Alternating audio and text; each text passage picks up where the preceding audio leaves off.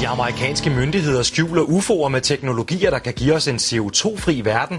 Det siger en amerikansk lobbyist, der er 100% sikker på, at vi har haft besøg af rumvæsener.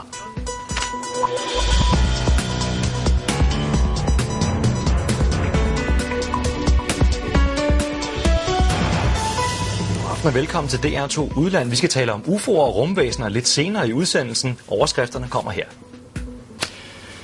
Det er et faktum, at vi har haft besøg af rumvæsener her på jorden. Det mener en amerikansk lobbyist, vi skal møde lige om lidt. Her er først et baggrund. Himlen over Mexico. Billederne her er angiveligt taget af mexikanske jagerpiloter. 11 uidentificerede flyvende objekter, eller på dansk UFO'er. Her som markante lys, der bevæger sig over himlen. For nogle af billederne her, fup.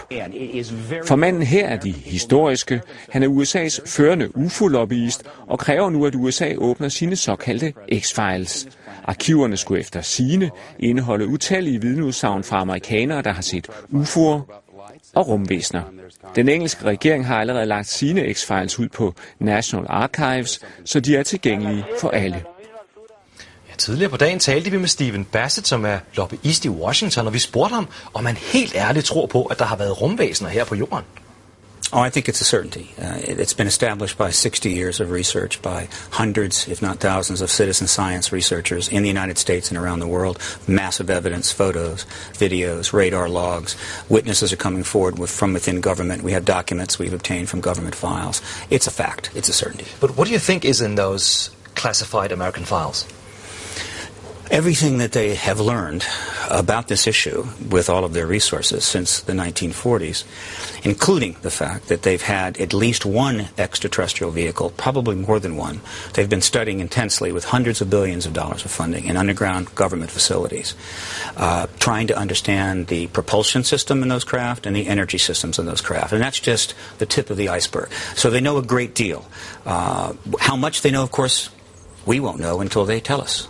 But, I mean, how do you think releasing those files is going to help us? Well, first of all, we need to know the truth about the world we live in. It's not appropriate for a government to withhold from their citizens something of this magnitude. This is pretty big information. The world needs to know that they're not alone and that there's an ET engagement going on right now on the planet. But for the average person, we need that technology.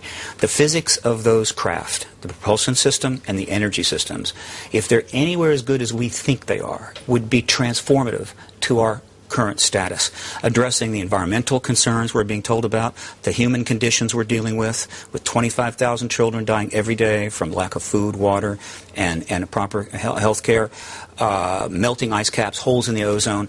We need that physics, and we're not going to get that physics until one nation, probably the United States, finally ends what I call a truth embargo and acknowledges this extraterrestrial presence as being fact. Well, is this going to save the climate? Or very likely. The energy systems on those craft are probably zero carbon based. It's also possible that they could generate electricity at extraordinarily low cost, which opens up huge business opportunities and development possibilities.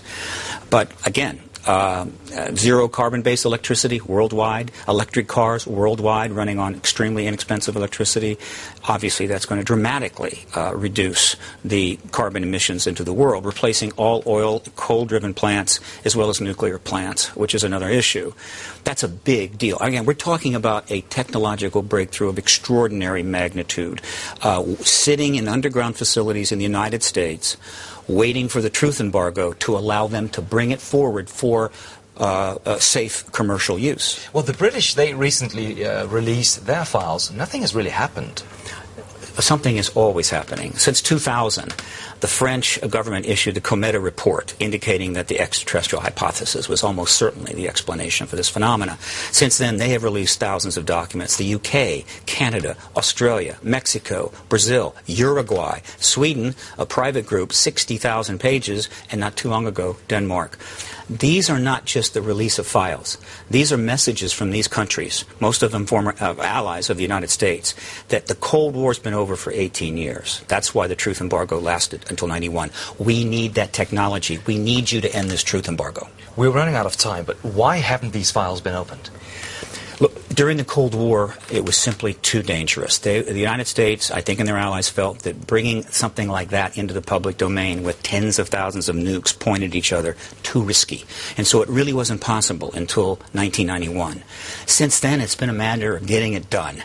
The right president, the right political situation, there have been wars, there have been problems, and government tends to be reluctant to take on the tough jobs.